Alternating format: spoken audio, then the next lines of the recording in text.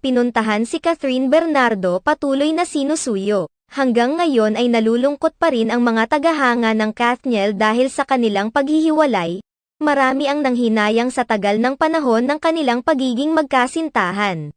Sa kabila ng kanilang pag-amin patungkol sa naging hiwalayan, hindi naman isiniwalat ng dalawa ang totoong dahilan kung bakit napagdesisyonan nilang tapusin ang kanilang relasyon. Dahil dito, nagsilabasan ang mga samut-saring haka-haka mula sa mga netizens. Maraming mga netizens na naghinalang may kinalaman sa hiwalayan nila ang kapamilya actress na si Andrea Brillantes.